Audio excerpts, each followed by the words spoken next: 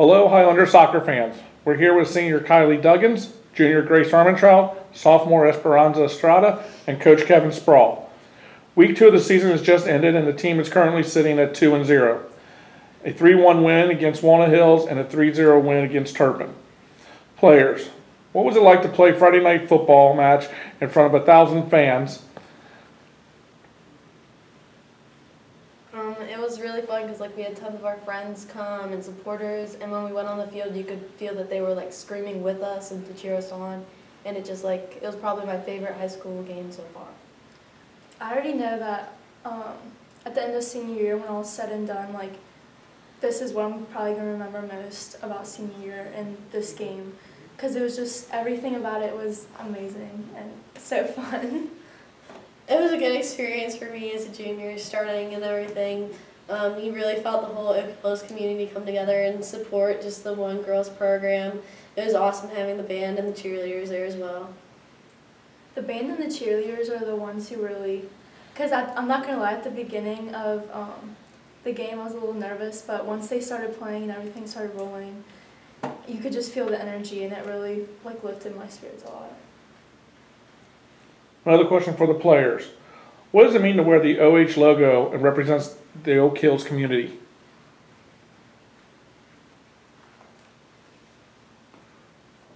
Go for it. Okay.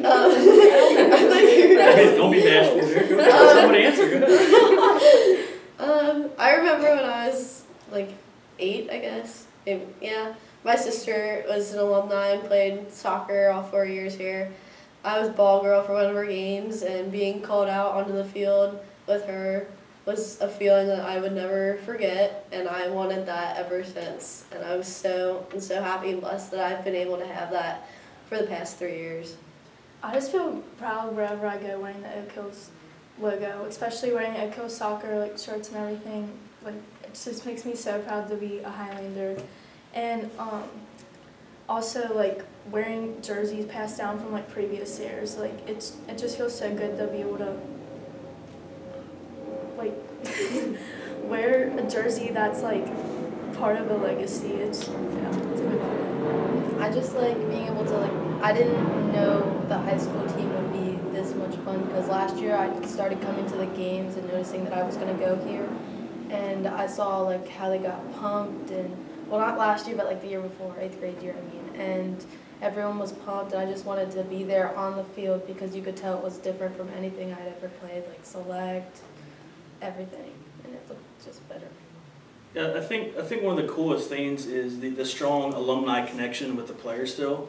We'll get a lot of alumni that are recently graduated or maybe 10 or 20 years from our program, and they still reach out to our program coaches and players and just wish them good luck.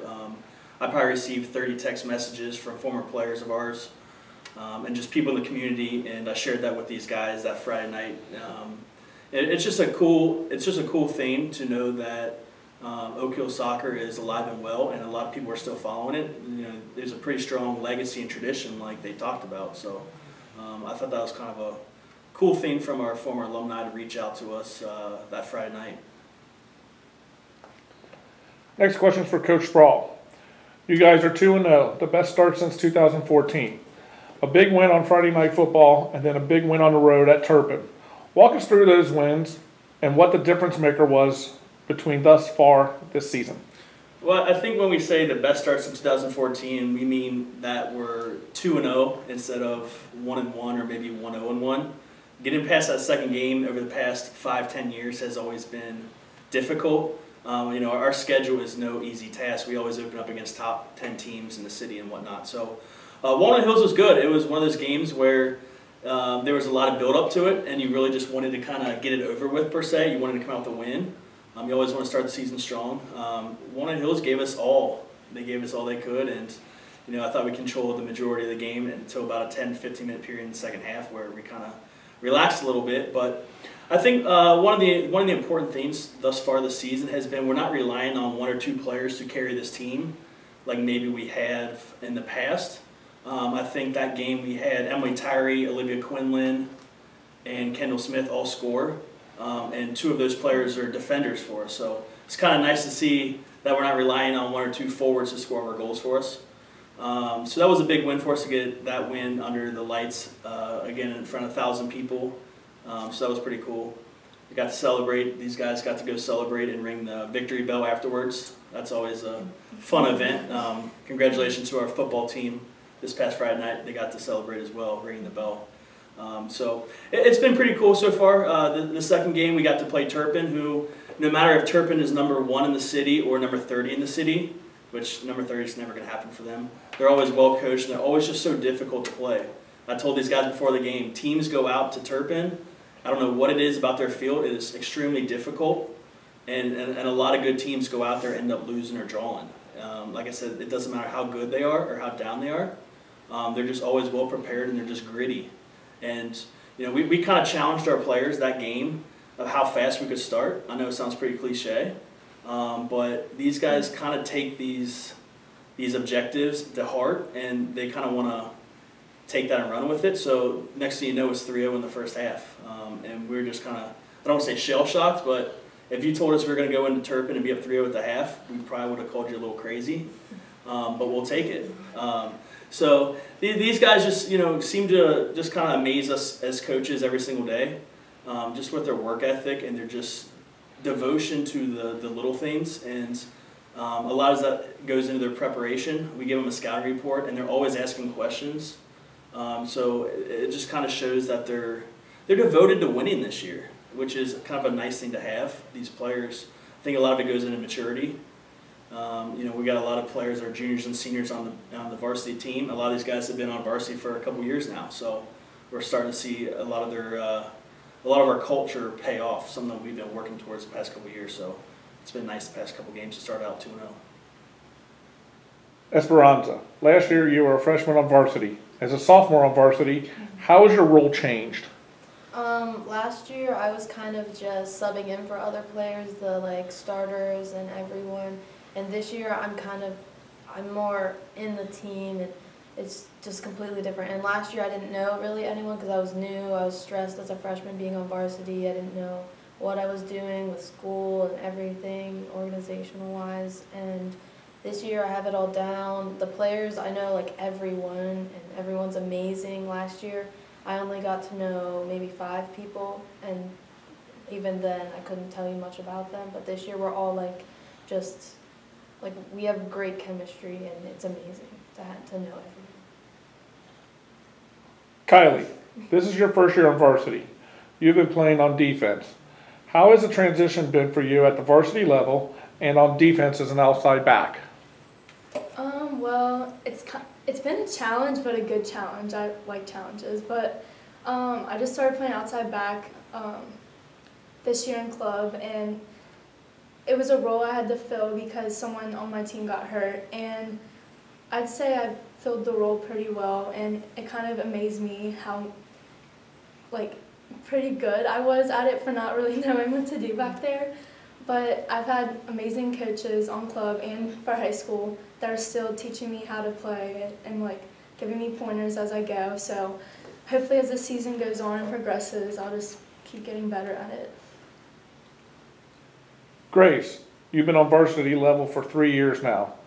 What is so special about this team that will be a difference maker? Just going back to what Meg said, our chemistry is amazing this year. The past couple of years that I've been on varsity level, I've been one of the underclassmen. So we've never really gotten to know the seniors pretty well. This year, we've all known each other since we were little. We've played with each other, in soccer or in other sports. So we all know each other. We're all getting used to actually playing with each other now, and I think we're adjusting that pretty well.